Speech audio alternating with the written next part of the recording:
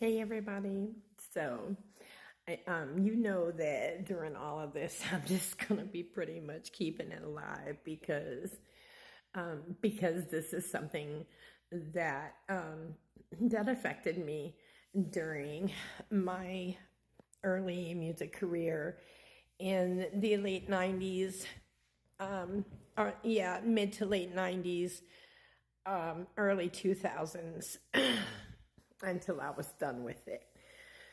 Um, there have always been, let's say, repercussions for artists that were not willing to to give up certain things for the industry. Um, for example, you know, uh, for example, sex, um, all of your rights, all of your money. Um, During the time period that I was writing hooks and also I was called I was called a closer. That's what I did. I was a closer. So what that means is I would get a call, and it pretty much didn't matter what hour, and there were calls, all night sometimes, to head to a Northern Philadelphia or a couple of different New York studios, none of which am I willing to name.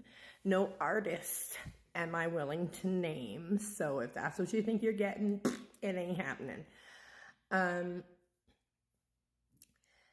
A lot of these studios are are really, really large. Do you understand? And you, if you're coming in as an outside artist to help finish a song, or if you have been brought in to write a piece for a group. Now, I was R&B slash hooks for rap. So, and that was that for many years. The people, like I said, that know me best, they can tell you that has always been my major talent. So, these studios that you would go into to record, they were often built as mazes almost. In other words, you would be brought in to a general kind of like a chill area part of the studio where the booths were and where the mixers and whatnot was messing with your shit could do their job. If you left that room for any reason, or that small group of rooms for any reason, you may not find your way out. They were always built with the most ridiculous, that seemed to me at the time anyway, and just like a girl trying to use the damn bathroom or something. They were built very strangely. The executives the executives always had, many areas blocked off, locked off. There were always, like I said before, there were always women and men. And And this was stuff that was just happening at the studio. The reason I said what I said about the murder of Tupac and of Biggie is because during the time that these two were murdered, I was involved with a couple of organizations in North Philly, and this is not something that, just a few of us believed. This isn't something like, oh, it's a conspiracy theory and, oh wow, big deal. The people who were involved during that time period in that area, in these areas, okay, had every reason to believe, especially, it had every reason to believe, even at that time, that Sean Diddy Combs was utterly and completely responsible for the death of his best known artist, as far as I'm concerned, which was Biggie Smalls. The reason that we believed that in those areas was because actually those two areas coincide, and they share a lot of artists. Like I said, I'm not going to even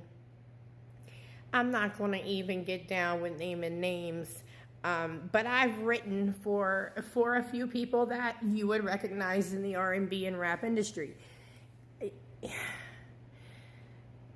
But there was always very, very secretive, very, very hushed things going on. And like I said before, women in the music industry, really in any type of entertainment industry, have always gotten the shaft. It's almost like it's just the way it's always been.